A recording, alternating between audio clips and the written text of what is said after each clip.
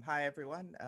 Welcome to our third series today on open government partnership and opening government for Malaysia. Um, on Tuesday, we heard about the Freedom of Information Act from our friends over at Center for Independent Journalism. Yesterday, we heard about access to budgets and government expenditure and finances from our friends at Ideas Malaysia. Um, and both of these things are about getting access to government and getting better access to government, more interactivity, and also holding government accountable, and also participating in government processes, which is all what the Open Government Partnership and what open government is all about. Today, we're going to be covering open parliament, or access to a legislative information and our elected representatives. Um, and it's another important mechanism for citizens to monitor what government does through their elected representatives. And it's also one of the few democratic mechanisms for which you can actually make the executive of the government answer any questions that you have in terms of how the government is actually functioning for you. So without further ado, let's start. I'll have some slides, and we'll start now. Okay. So, um, so for those of you who are just joining this session for the first time, we're actually this is just a series on all the things that we need to work on in Malaysia in order to have an open government and to be part, and hopefully for Malaysia to be eligible as to join the Open Government Partnership. So, what is the Open Government Partnership? It's a global movement that brings government reformers, civil society organizations, and the citizens in general to work together to hold an accountable, transparent government, and to have the government at working for citizens and providing good service for citizens. Um, it is a global movement, and there are 78 countries internationally, if I'm not mistaken, at last count. And in Southeast Asia, two of our neighbors, Indonesia and Philippines, are actually founding members. Um, so, so one of the things about parliaments is that they're a key partner in delivering OGP reforms and taking legislative actions.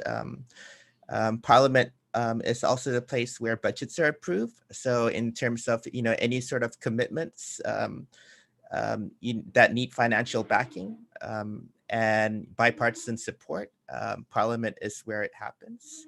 And just as they play a critical role in oversight of government functions, they also can provide a key oversight of OGP commitments as well. So we've heard, for example, the FOI Act or bill, or for example, yesterday in terms of the Procurement Act, those sort of legal legislations and laws that we need to enable a more open government and a more transparent government are bills that have to be passed and voted on in Parliament by our elected representatives. So in this case, Parliament is extremely crucial in getting support for these sort of reforms. Um, so we were just going to give a quick example of the kind of reforms and commitments other countries have done as part of the open government process in terms of improving open government. So here's a example by our neighbors, Indonesia. Um, so um, so their commitments is actually to improve the legislative data information, and it's to and and the problems that they try to solve with this commitment will sound familiar to many of us. One is that the access to legislative information on the House official website is still limited and not updated.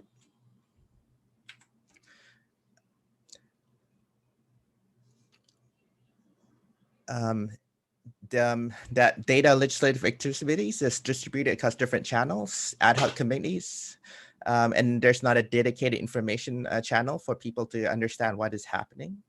Online platforms for public participation in legislative activities are limited. And there's also an unavailability of systematic flow and control unit in the management of information data of legislation.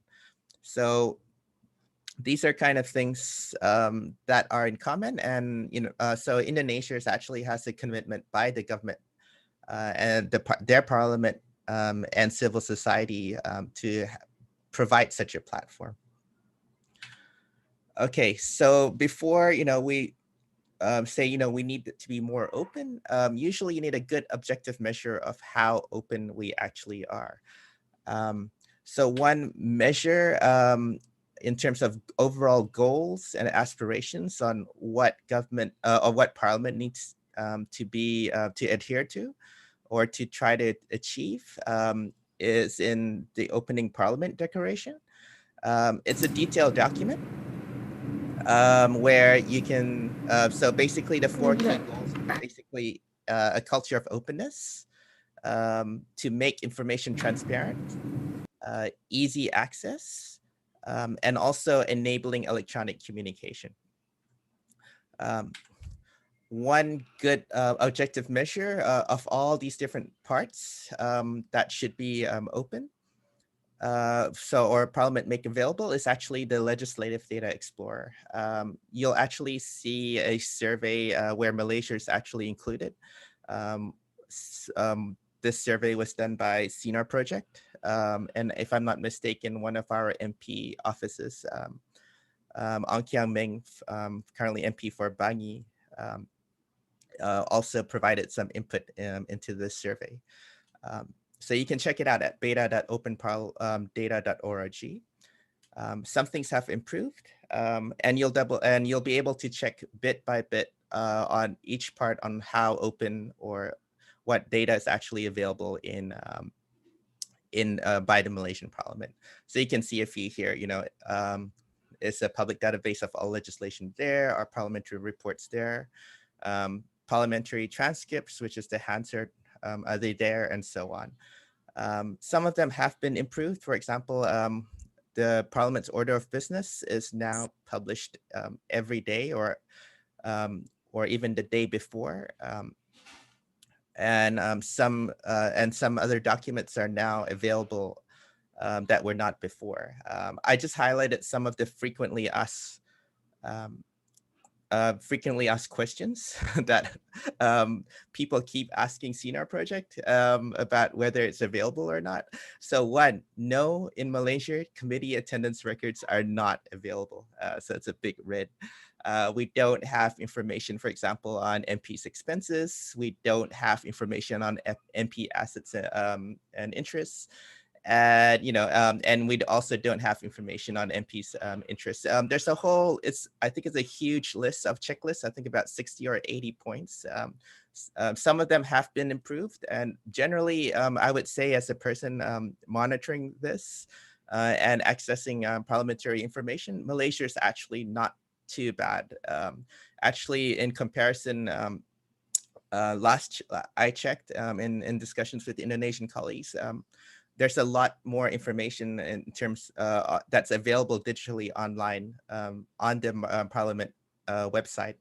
That's not even available on the Indonesian website, even though they actually have an act on parliamentary transparency enacted. So yeah, we are not too bad. So sometimes people ask, like, who decides if this information is available or not? As Malaysians might be aware, we do have separation of executive powers. Parliament is one, the judiciary is another, and then we have the executive. So in terms of deciding who, like, for example, our votes will be available or not, it's actually under the powers of the speaker. So when we ask for why votes and proceedings, for example, attendance are not available, the parliamentary secretary actually has the right to decide on this and make it so. So So here are just some of the kind of reports that we have in Malaysia. It's actually quite good.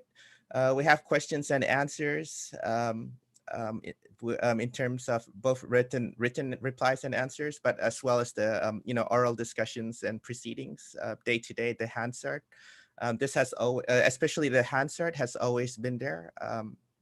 At least for the past several years that I've seen it.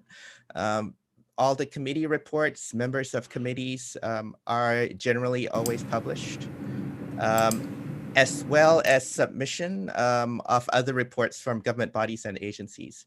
So in the day-to-day process of Parliament, for every session, a lot of statutory bodies, government agencies, so on, have to provide and submit reports to Parliament.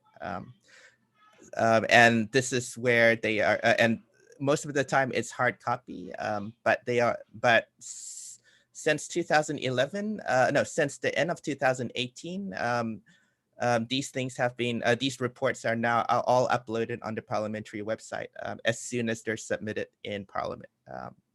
I've noticed that a lot of the links from, if I'm not mistaken, 2017 and earlier are actually broken. So that's a negative. But since 2018, we've been able to immediately search and download all these documents, and they're quite important for government oversight. So what are the expectations?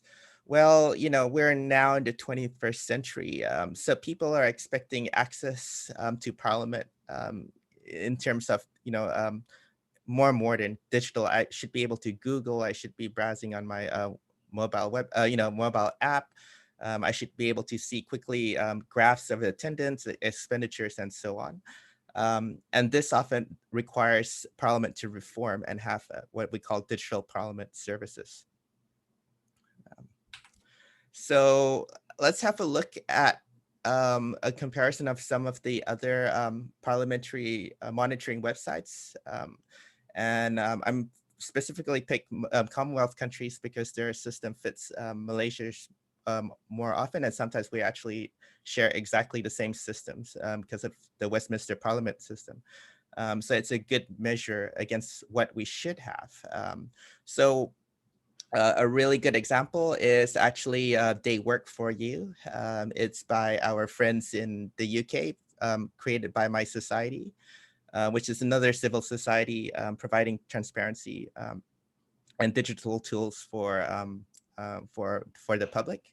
As you can see, They Work For You.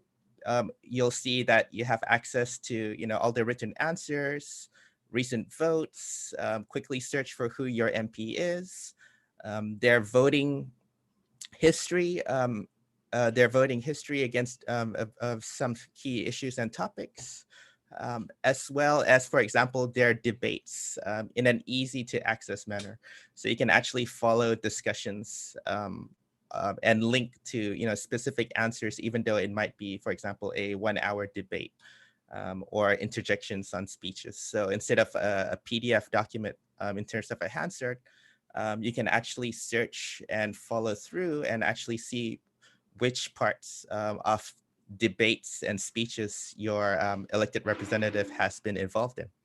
Also, in earlier I mentioned that there was no expenses provided or interests provided in the Malaysian Parliament. In the UK, they publish all of this, and there's another website called from the Independent Parliamentary Standards Authority, which is another, if I'm not mistaken, another nonprofit. And they also are able to collect all the information published by the UK Parliament to provide very detailed breakdowns of exactly how parliamentarians spend their money and expenses.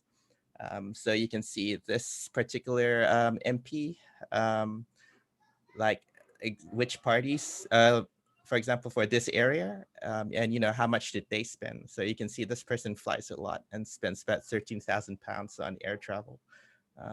And it's good that he does so, and also cars. So you can see all these expenses, which we do not know in Malaysia.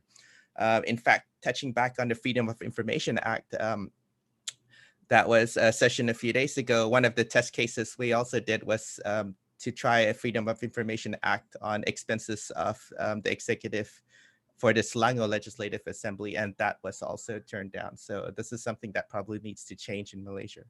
Um, Another example here, again, you'll see the same thing. This is the South Africa Parliamentary Monitoring Group. Again, they're easily able to see, or find out who their MPs are. They're able to see their meetings, their attendance, appearances, and so on. And it's the same thing for Kenya as well.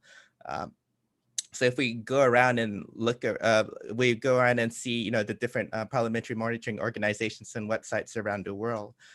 These are kind of the things that we expect now in terms of access to Parliament. We should be able to quickly see what we're doing, what they're asking online or through mobile phone. Even we have similar efforts for our neighbors. So they're kind of sister organizations to Sinar project in Myanmar, and they're also working on the same things to make easier access, to search for MPs quickly, what committees that they're in, their contact numbers, as well as their transcripts. And there's something in common and about what makes all of these things possible. Yep. So that's the question that we always get. I want what they're having, right? In Malaysia. So what's stopping us from having this? So one key part of a reform for open parliament that we need in terms of delivering these sort of innovative websites, not only do we need transparency for the things that are missing, such as attendance records and so on, but we also need what we call a parliamentary digital services team. And this would be a team. It's not an IT team. It's actually a team that plans strategically how to provide what Parliament needs to provide, the sort of services that was published in those websites, not just for the public, but also for parliamentarians themselves, MPs, their staff and aides, as well as the executive. So you'll see one example here is actually the UK Parliament has a public digital services, and you can see some of the things that they do. IT support is just one of the smaller things, but they do a lot of different things. And you have to have the resources and team that plans and delivers these services. It can't be outsourced as a vendor. And they also have to decide, internally, like, what sorts of data that needs to be published, what kind of internal procedures and workflows need to be implemented to make these possible. And these require internal coordination and possibly changes in reform, purchasing equipment, policies, and so on. The and a digital services department team at Parliament will be able to work on making the data that's available that's needed for some of those websites and innovations that I just shared to increase access. So one example, for example, is if we need to have easy access on a lot of legislative information, such as motions and votes, information about positions held, contact details of our MPs and so on. There are data standards such as Popular Spec, and an international standard for making transcripts available is ECOMA and NATOSO. Hope I'm pronouncing that correctly. So these are all kind of international digital standards. It's quite technical, but when they are published, it enables all these different websites to do what they do. Either the parliamentary website itself by the government or by civil society actors to make use of this and make innovations for access. So you can see here that dataparliament.uk has their own data website where they publish all sorts of information in not only digital formats, but in machine readable format so that it can be easily analyzed and used in digital systems. So I just gave a quick snapshot there of the Economatoso standard, which you need so for example, in order to see those transcripts, and I'll just go back a little bit. So in order to do these transcripts where we can link individually to a speech to see the context of it within a debate, you need to be able to publish this as a structured format and not as 40-page PDFs every day. So one of the key reforms that definitely needs to happen is the Parliamentary Services Act. So this was actually enacted, when Malaysia basically became Malaysia back in 1963. And for whatever reason, it was repealed in 1992. So the Public Parliamentary Services Act actually enables greater autonomy for Parliament to have its own administration, staffing, and financing, independent of the executive. So if they need more funding for a parliamentary digital services team, if they need, to publish voting roll calls and so on, they are more independent and are not subservient to the executive. So currently, for example, parliamentary services is under the Prime Minister's department for their budget and so on. And this is not a good thing. So if a government does not feel like, if the current government in power, whichever that may be, doesn't feel like they want to have parliament really accessible, they can just simply reduce funding. So comments about how there's not enough researchers for MPs or not enough support happens when Parliament doesn't get the funding that it needs and the staffing that it needs. So a key legislation that needs to happen is for Malaysia again to have to probably draft an updated version of the Parliamentary Services Act and have Parliament independent again. Okay, I'll come up to the next part now on engagement and accountability. So at the start, I said that, what happens when you don't have an FOI bill? What happens when things are under the Official Secrets Act?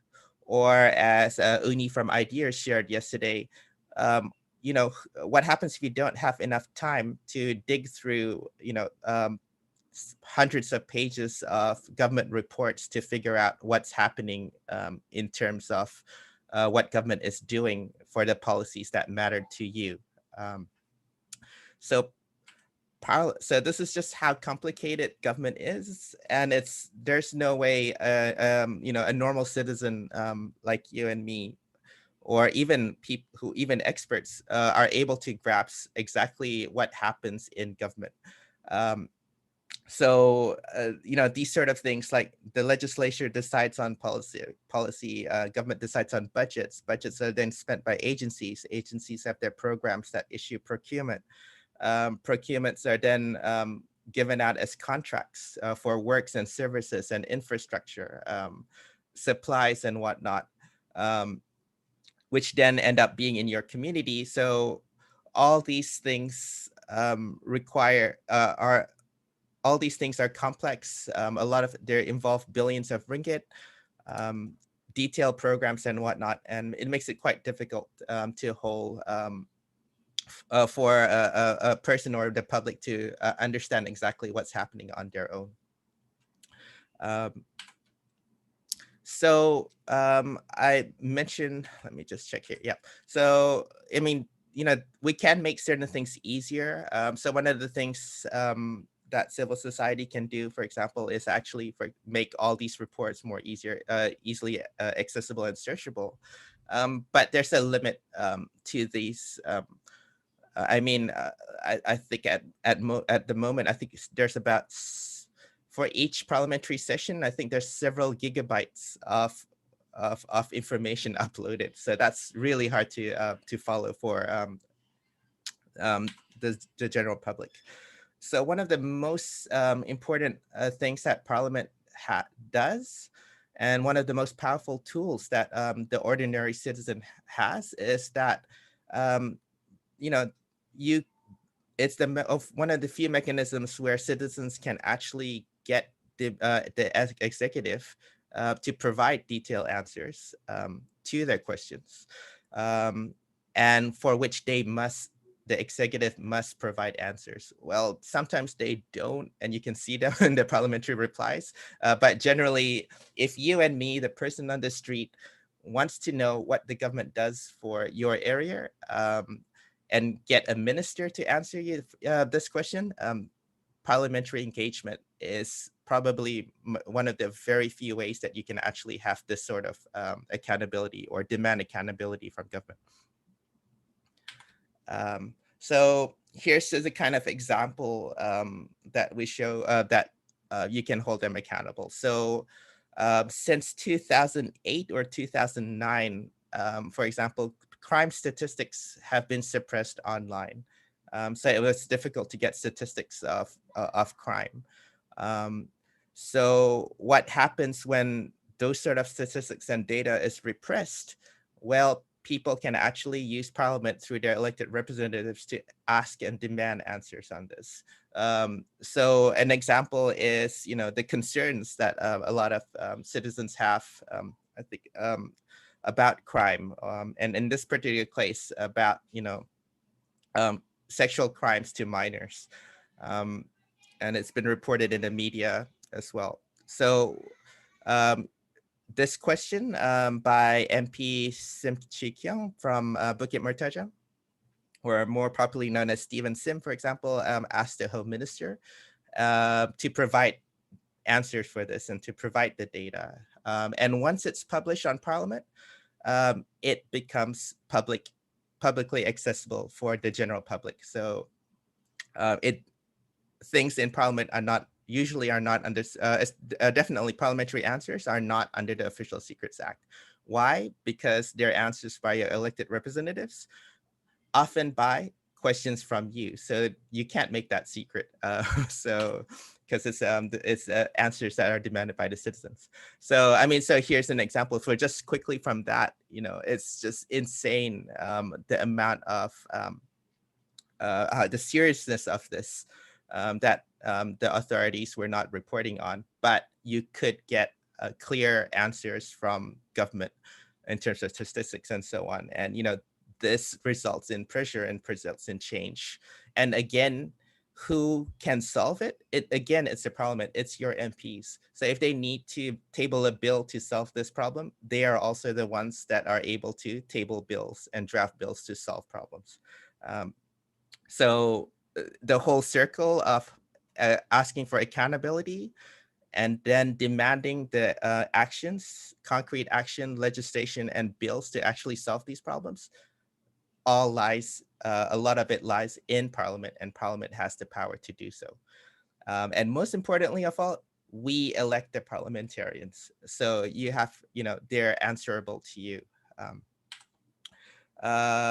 so my take on this is that every time, if a budget is too complicated for it to understand, if data that you need or information that you need, it doesn't seem to be available because they say it's under Official Secrets Act, or in the case of crime statistics, they're suppressed, or even if they're sensitive,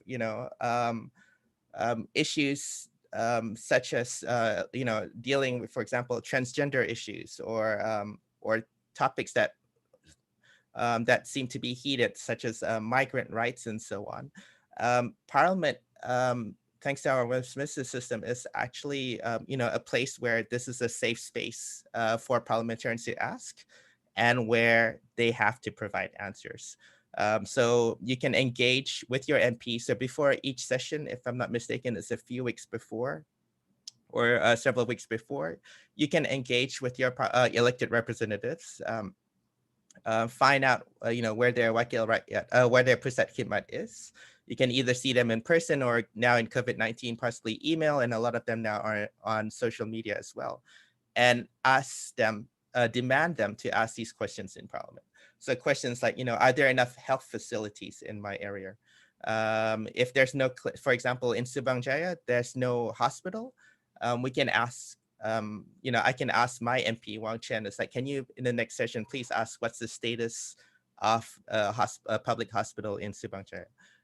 How much schools, if you're a parent, how much is being spent on schools? If you see, that the schools seem to be underfunded or the equipment broken.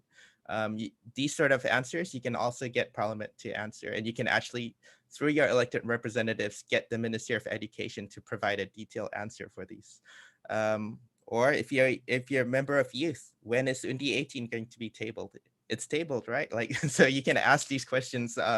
You can follow it in Parliament, and you can get your parliamentarians to ask and represent you.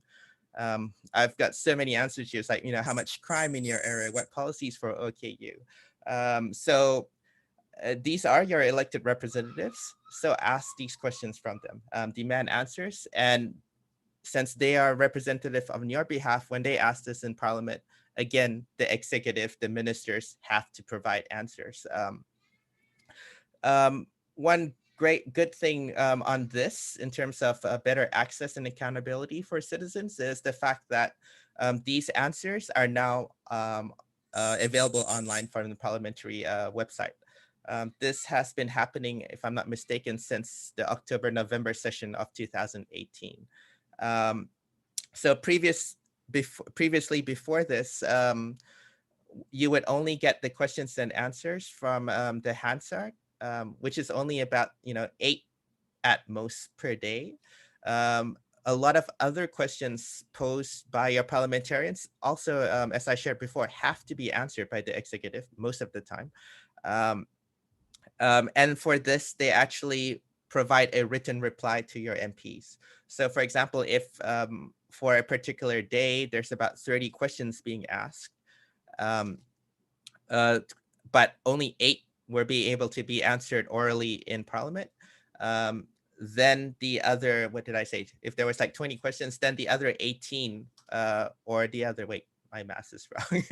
If there's 20, the other 12, the other 12 questions, your parliamentarians will actually be provided a written reply. And they've always been doing this, except it was only as a hard copy. From 2013, Sinar project with MP for and then MP Bang for Serdang Ong Kiaming, we scanned all of these documents and made them available to you online so that you can find them. So there's I think probably about 30,000 answers in there that you can look through on pardocs.sinarproject.org. But since 2018, they've been publishing all the answers daily. So you can also go to the parliamentary website and download these questions and look through them yourselves and actually read the answers that, if they're asked by your MPs, like, or even by another MP, what's the government status on all these different things. Yeah, so I will end this before we go to for questions, in the sense that one of the best ways to get reform is or changes in government is to engage with your elected representatives, because Parliament is where your executive is decided, depending on which party you vote for. It's where the policies are tabled, where budgets have to be approved, and also where your elected representative, the executive, are held accountable by your elected representatives, who in turn ask the questions that are demanded by you, the public. And if they don't do a good job, you can vote them out. So you have power on this. So yep. So if you haven't done it before, you'd be surprised at how open your MP offices are. Engage. My spelling there is wrong. So engage with them. Because of COVID, it's probably a bit harder to get to Pusat Khidmat Rakyat. Email them, call them, find their social media accounts. A lot of our MPs now have official service pages or official pages where citizens can get in touch with them. And yeah, ask these questions and tell them to raise them in Parliament for the next session. Okay, so with that, we go to public questions. If you have anything to ask us or the Sinar project team.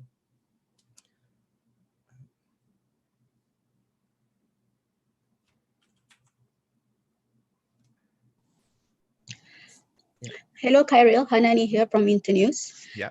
Great job. I commend your initiatives and persistence in making sure that our parliament is more open to the public. Mhm. One question that I have, I've been recently very interested to watch the parliament sessions, and it's not a Mhm. pleasant experience, so to speak. Uh, Yeah. yes, we want to measure the attendance, what kind of vote they Mhm. have done and whatnot. But also, I want to ask, is there any initiative in place for Malaysia to measure the quality of the debate? Like how many minutes or hours spent for discussing actual problems? What kind of respect towards other MPs? Are like and also I, the level of mm, abusive languages thrown yeah. to their opponents in the parliament.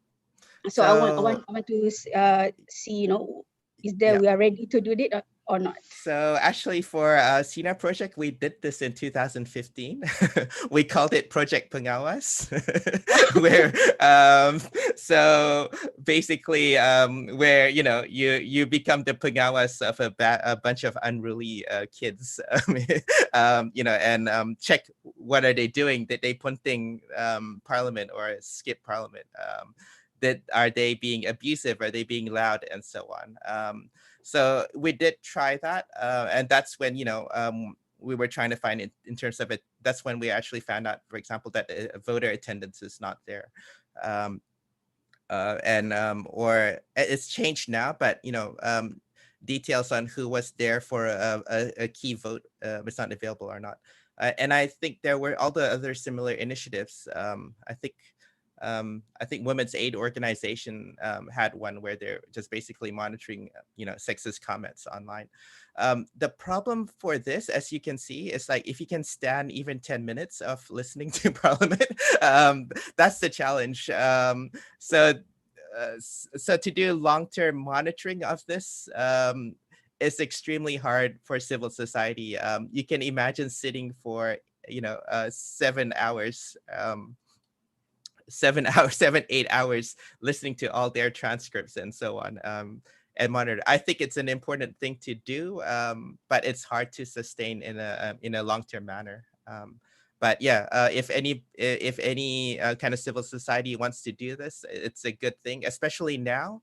I think from 2016 even, Parliament actually started streaming their videos on YouTube live. So there's actually now an official channel for YouTube, for Parliament, where you can actually now go back and not actually wait there for the entire live session and take down all your notes. But yeah, if any groups want to do that, please do so. It's one of the ways of monitoring Parliament. Yeah. Okay. Okay, so there's another question here. It's like, okay, there's a question from Sebastian. Is that, do you see a difference between oral and written questions submitted? Do they ask about different issues? I think what I've seen is that a lot of this is just, I haven't done detailed research on this, but what I've seen for a lot of the oral and written questions, they're actually quite similar.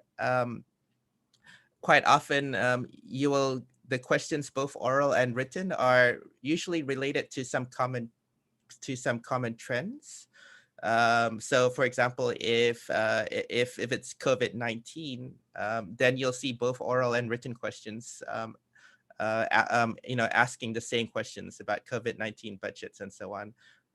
If we have a topic, I think around 2015 or so, like about 1MDB, then you'll see both oral and written questions just um, littered with duplicate questions, all asking quite often sometimes the same thing. So I would actually see about 30 to 40 questions saying already answered in another question. So maybe our MPs should kind of coordinate better the kind of questions that they do, so to make more better use. But the biggest difference, not so much in the questions, but in terms of the answers. So one of the whether it's an oral question or a written question, one of the things that I've noticed is that it's hard to extract out details such as data and tables from oral replies. So if you go through the Hansard, for questions, for oral questions, quite often it's hard to extract out exactly what the details or key figures or data is, and it's usually terse answers, like a sentence or two, and then interject it, as Hanani just shared, with a lot of screaming and shouting. So it's really hard to parse the answer.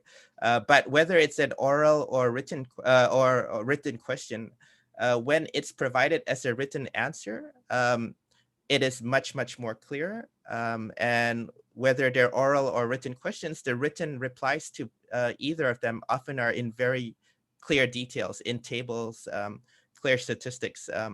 They vary in quality, but sometimes you can find amazing data, as a lot of journalists have found out, on issues such as child marriage, statistics, policies of transgender in jails, which is really, like specialized. And a lot of these sort of uh, answers are very clear in the written answers to the oral and written questions. So I didn't find too much of a difference with them, but definitely the quality in the written answers are much better than the oral answers in the answer. Yep.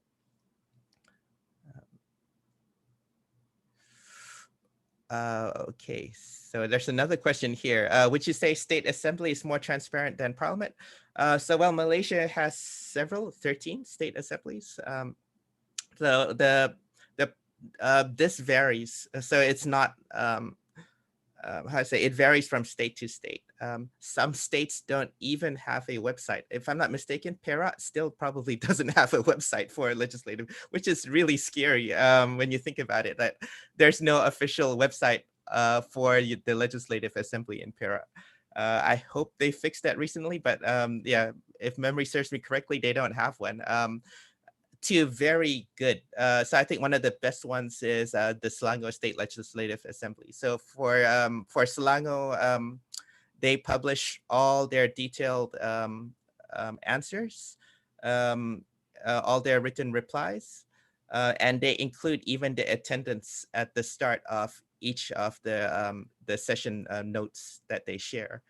So while it's not exactly easy to extract out, as data, the information on attendance is actually at the start of each session document in Selangor. So yeah, so the answer to that is that it varies. Selangor is probably one of the best ones. And I've seen a lot of improvement since 2018. Johor definitely was improved. Penang is also pretty active as well, and in publishing all their details. So yeah. So the answer to that is that it varies. So let me check through more. There's some more questions. Zoom is not allowing me to move my mouse. Okay, cool.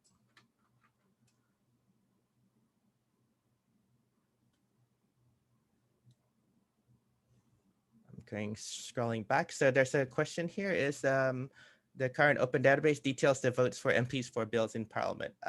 Since 2018, this is a question from Dev. Since 2018, November 2018, if I'm not mistaken, there is for some for bills in Parliament the actual names of the MPs in attendance. So in Malaysia practices the Westminster system. So basically, all MPs, they vote by block according to the party whip. So while you might not know exactly which way they voted, the attendance record that they've added for MPs that were there when a bill was passed or not passed has been included in the Hansard.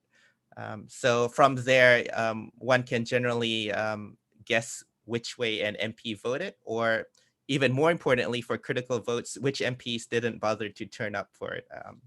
But yeah, so there's no votes, but you can tell from since 2018 November in the Hansard, like roughly which MPs were there and how they voted in an issue, usually along party lines. It's very rare in Malaysia for a MP to not vote along party lines.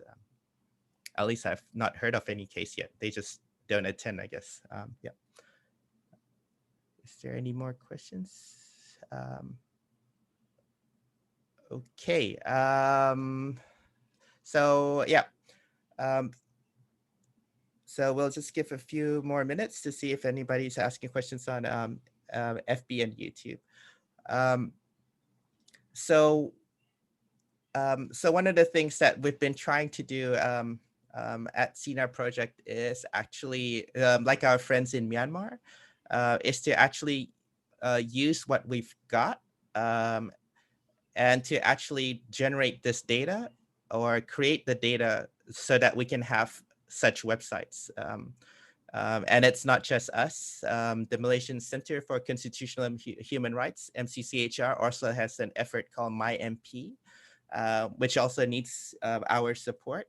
So in the meantime, while these sort of data that we need is not available, we can collaborate together as we've done in the past with MCCHR and so on. So if you're out there and you want to be involved in making Parliament more transparent, to have this data, to create these websites and so on, do contact us.